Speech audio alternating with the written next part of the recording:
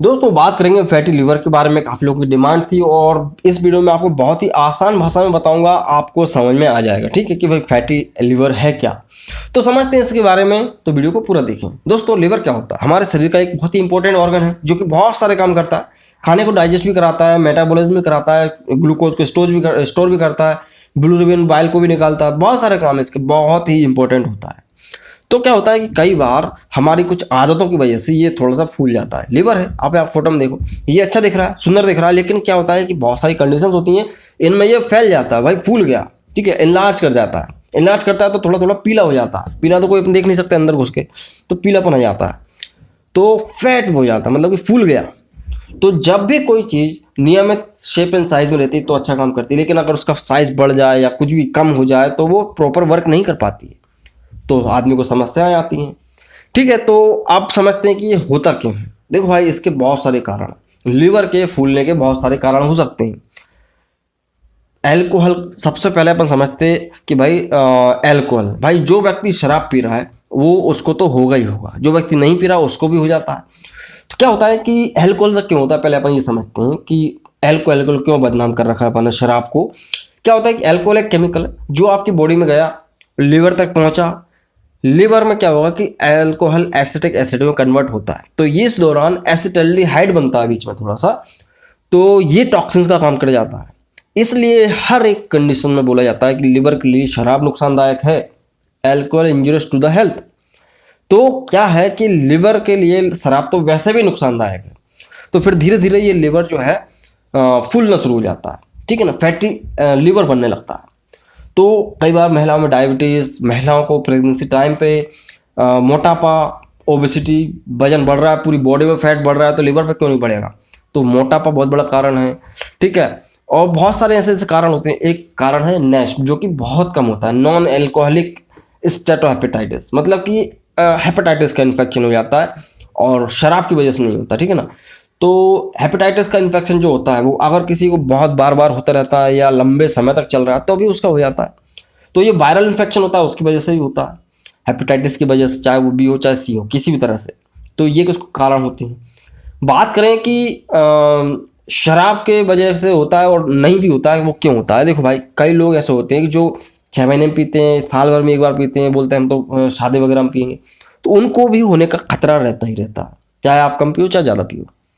जो व्यक्ति पीता है उसको तो होगा ही होगा। अभी बात करते हैं कि इसमें रिस्क क्या हो सकता है, रिस्क फैक्टर। देखो भाई, फैटी लिवर है, ठीक है भाई, आपको तो पता चलेगा ही नहीं क्योंकि आपकी बॉडी के अंदर है वो।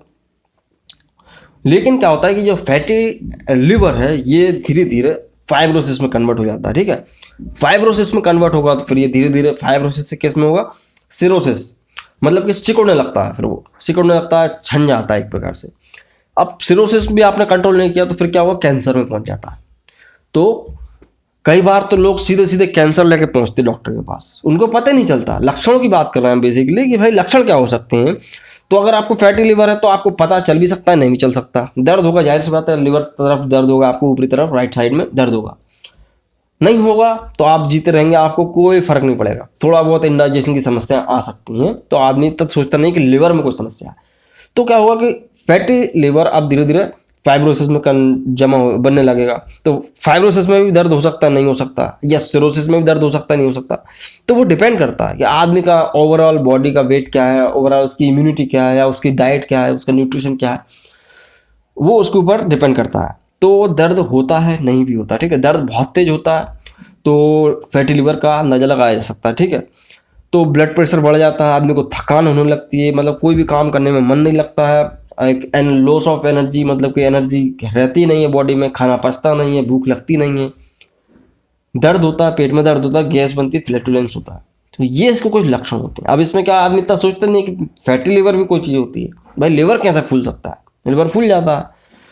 तो यहाँ पे इस चीज़ को कंफर्म करने के लिए बहुत सारे टेस्ट होते हैं। भाई देखो, आप SGOT SGPT जानते ही, मेरा वीडियो है उस पर आप देख लेना। तो ये जो 2 टेस्ट होते हैं SGPT SGOT, इनको किया जाता है, इससे पता चल जाता है, इनका लेवल बढ़ जाता है अगर आपको फैटी लिवर की समस्या होगी तो। ठीक है, आपने डॉक्टर को बताया भाई ये समस्या हो रही है, डॉक्टर कंफर्म करने के लिए आपको लिपिड प्रोफाइल टेस्ट भी कर सकता है। ठीक है, कोलेस्ट्रॉल के बढ़ने की वजह से ये होता है, कई बार फैट ही बढ़ रहा है एक प्रकार से, तो जो कारण मैंने आपको बताया था उसमें आप ये भी ऐड करो कि भाई कोलेस्ट्रॉल, ट्राइग्लिसराइड्स का कंजप्शंस, तो लिपिड प्रोफाइल टेस्ट भी करना पड़ता है कि भाई कहीं कोलेस्ट्रॉल की वजह से तो नहीं हो रहा ये। उसके अलावा हेपेटाइटिस की जांच हो जाती भाई, हेपेटाइटिस तो हो ही जाता है आजकल, किसी को भी होता है, वायरल इन्फेक्शन है, तो हेपेटाइटिस तो नहीं है, उससे भी कंफर्म हो जाता है। उसके अलावा डायरेक्ट बायोप्सी, डायरेक्ट मतलब कि लिवर में से छोटा सा एक टिश्यू निकालते हैं, उसको जांच करने भेजते हैं, भाई वो सेल देख के पता चलता है फाइब्रोसिस है, फैटी लिवर है या कैंसर है, किस तरह का सेल है। डायरेक्ट बिलिरुबिन की जांच भी की जा सकती है, जो बिलिरुबिन होता है लिवर से निकलता है डायरेक्ट, तो उसकी भी जांच की जा सकती है। उससे पता चल जाएगा बिलिरुबिन का लेवल ज़्यादा है कम है, तो पता चल जाएगा लिवर नॉर्मल है एब नॉर्मल है। और ज़्यादा कंफर्म करने के लिए एमआरआई और अल्ट्रासाउंड, उसमें तो आप देख ही लोगे कि लिवर कितना बड़ा है। तो ये कुछ जांचें होती हैं। बात की जाए कि भाई इसके कुछ प्रिवेंशन, भाई आप किस तरह से बच सकते हो, जैसा कि मैंने आपको कारण बताया, बस वो कारण नहीं आना चाहिए। मोटा है आप तो नहीं, आपको वजन कम करना पड़ेगा। लोगों की ये गलतफहमी होती है कि भाई आप किसी पर्टिकुलर ऑर्गन का वजन कम कर सकते हैं, ऐसा नहीं होता। आप वजन कम करोगे, फैट रिड्यूस करोगे, तो पूरी ओवरऑल बॉडी का ही फैट रिड्यूस होता है, ठीक है। तो इसमें एक चीज़ और ऐड कर दूं, कई लोग सोचते हैं कि हम चेस्ट बना लेंगे, बाइसेप बना लेंगे, इनका अपन बोलना चाहिए फैट रिड्यूस कर दो, ऐसा कुछ नहीं होता। आप वजन कम करोगे, पूरी बॉडी का ही फैट रिड्यूस होता है ओवरऑल साथ में। तो आपको एक्सरसाइज करना पड़ेगा, एक्सरसाइज, दौड़ सकते हैं, दौड़े, वॉक कर सकते हैं, योगा क्लासेज, कुछ भी आपको वर्क आउट करना पड़ेगा, तब जाके आपका फैट रिड्यूस होगा, अगर फैट की वजह से हुआ होगा। हेपेटाइटिस का इन्फेक्शन है तो हेपेटाइटिस से बच के रहो भाई, गंदा वगैरह मत खाओ पियो, हाइजीनिक रहो, सेक्स मत करो इधर उधर कहीं पे भी, है ना। तो हेपेटाइटिस से भी इससे बच के रहो, हमेशा उसके वैक्सीन लेते रहो। शुगर से बचो, मतलब कि शुगर मतलब कि शक्कर, डायरेक्ट शक्कर ही नहीं खाना, ज़्यादा मीठा नहीं खाना। उसके अलावा शुगर वाली बात अलग होती है, डायबिटीज़ का ट्रीटमेंट प्रॉपर लो, ठीक है। और तो और क्या कर सकते हैं आप, एंजाइटी डिसऑर्डर से बचना है। कई बार ये सोचते सोचते रहते हैं तो उनका लिवर ही खराब हो जाता है, ऐसा कहते हैं। कई बार सोचने से, तनाव, चिंता तनाव से भी लिवर खराब होता है। तो इस चीज़ का भी आपको ध्यान रखना है कि ज़्यादा टेंशन नहीं लेना, टेंशन वगैरह नहीं लेना। कोलेस्ट्रॉल का कंजप्शन कम करो, मीट मसाला, चिकन, मुर्गी, मछली, कुछ भी ये सब ज़्यादा नहीं खाना है। अंडे का पीला वाला भाग हो सकता है अवॉइड कर दो, ठीक है। तो ये होता है क्या आपको बचने का तरीका। बात करें कि इसका मेडिकल प्रोसीजर, इसका मेडिकल ट्रीटमेंट क्या हो सकता है। देखो भाई, मेडिकल ट्रीटमेंट भी होता है, नहीं भी होता। कई लोगों में जल्दी ठीक हो जाता है, नहीं भी होता। वो ग्रेड के ऊपर डिपेंड करता है कि फैटी लीवर किस ग्रेड पे है, 1, फर्स्ट, सेकंड, थर्ड, इस तरह से ग्रेड्स होती हैं। अगर आपका फर्स्ट ग्रेड पे होगा तो जल्दी ठीक हो जाएगा।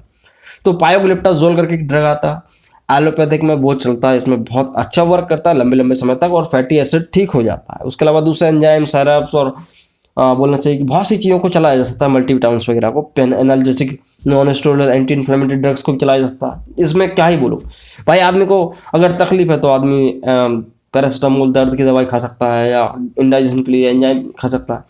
को मैनेज किया जाता है, इसका कोई ऐसा डायरेक्ट ट्रीटमेंट नहीं है, मैनेज ही किया जाता है। मैनेज करते हैं ताकि भाई जो लिवर, फैटी लिवर है वो सिरोसिस पर ना पहुंच जाए और कैंसर ना हो जाए।